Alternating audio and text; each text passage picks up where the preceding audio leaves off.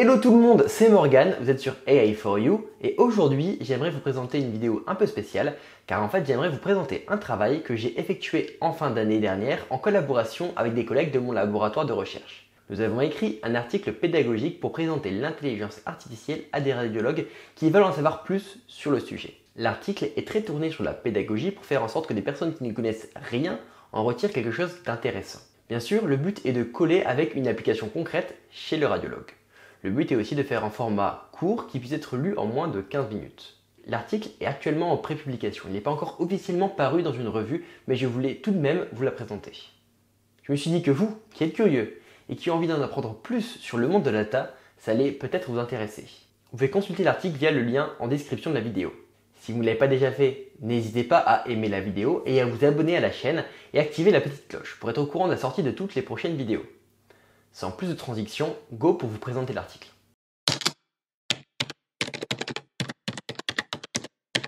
Je vais vous présenter rapidement la revue dans laquelle l'article a été publié. Elle s'appelle Journal d'imagerie diagnostique et interventionnelle ou JDI. C'est donc un journal qui va cibler des personnes du monde de la radiologie. Et le but est de leur proposer des articles pour les ouvrir vers d'autres horizons ou faire de la formation continue via des articles spécialisés. Les articles dans cette revue concernent tous les aspects de l'imagerie pour une formation sur les nouvelles technologies en imagerie diagnostique, fonctionnelle et thérapeutique. Pour bien comprendre en quoi l'article est intéressant, il faut comprendre un peu le contexte de l'intelligence artificielle dans l'imagerie médicale. Le radiologue passe aujourd'hui beaucoup de temps à effectuer des tâches techniques sur l'imagerie médicale, du diagnostic, de la segmentation et bien d'autres choses. Aujourd'hui, avec l'explosion des techniques d'analyse d'images automatiques, le nombre croissant d'imagerie médicale effectuées et un nombre croissant de projets open source qui rendent des images de recherche disponibles pour tous les chercheurs, les applications dans le domaine explosent. Bien sûr, toutes les applications ne sont pas encore fonctionnelles, mais les projets s'enchaînent rapidement. Les constructeurs d'IRM comme General Electric, Siemens ou Philips utilisent déjà des solutions d'IA pour raccourcir le délai d'acquisition des images et certaines solutions d'analyse automatique d'images sont en passe d'obtenir un marquage pour être utilisées en routine clinique. C'est une révolution assez soudaine qui met à disposition de nouvelles méthodes et de nouveaux logiciels. Il est donc important pour le radiologue d'en apprendre plus sur le fonctionnement de l'intelligence artificielle, car dans quelques années, ces logiciels ont de grandes chances d'être couramment utilisés dans leur routine clinique pour leur faciliter la vie et leur travail.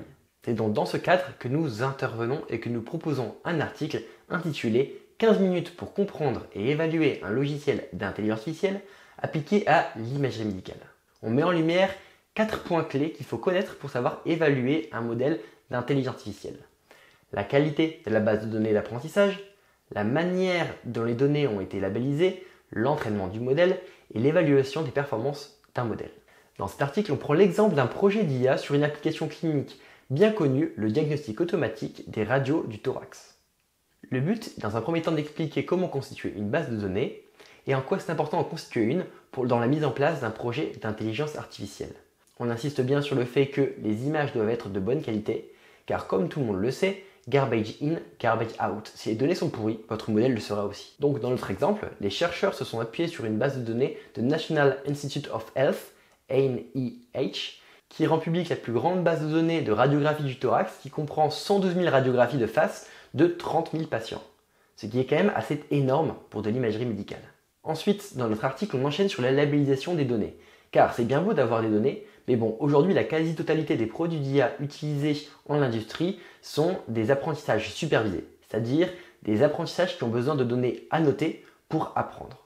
Dans notre exemple, les images ont été annotées par un consensus de 5 radiologues pour 14 pathologies. On ne se rend pas forcément compte tout de suite, mais l'annotation de cette base de données par des radiologues qualifiés coûte très cher, surtout vu le nombre d'images à annoter. Ensuite, dans l'article, on parle de l'entraînement et l'optimisation du modèle. On explique les principes de base, la séparation des données d'entraînement, de validation et de test, afin d'avoir une évaluation non biaisée du modèle, faire attention à ce que les photos d'un même patient ne se retrouvent pas à la fois dans l'entraînement, le test ou la validation, etc. Dans notre exemple, sur les 112 000 radiographies, 98 000 vont être utilisées pour l'entraînement, 6 000 pour l'optimisation du modèle et 420 pour l'évaluation. Chaque jeu de données contient différents patients, soit 28 000 pour l'entraînement, 6 000 pour la validation et 390 pour le test.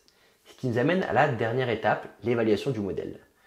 Nous expliquons qu'un modèle doit avoir une métrique fiable afin d'être évalué correctement. Ici, dans notre exemple, ce sera l'AUC. En plus de l'évaluation avec l'AUC, Dans notre exemple, les 420 images du jeu de test vont être annotées par 9 autres radiologues. Donc 9 radiologues indépendants de ceux qui ont annoté le jeu d'entraînement pour donner leur diagnostic. Le but est de comparer les diagnostics de ces radiologues avec les diagnostics de notre IA.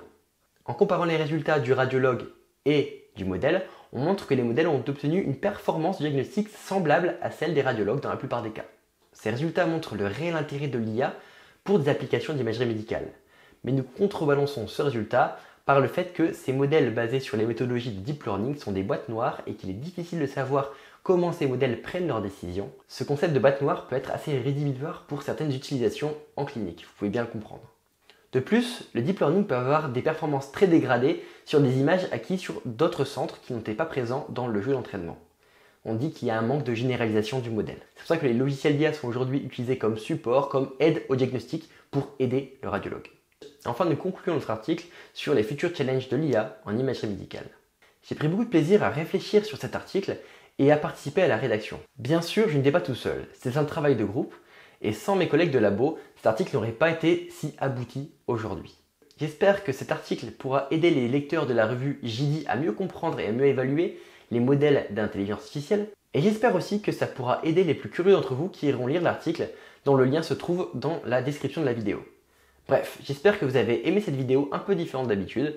Si vous ne l'avez pas déjà fait, n'oubliez pas d'aimer la vidéo et de vous abonner à la chaîne et de partager cette vidéo le plus largement possible. A la prochaine pour de nouvelles vidéos sur le thème de la data. Bye bye.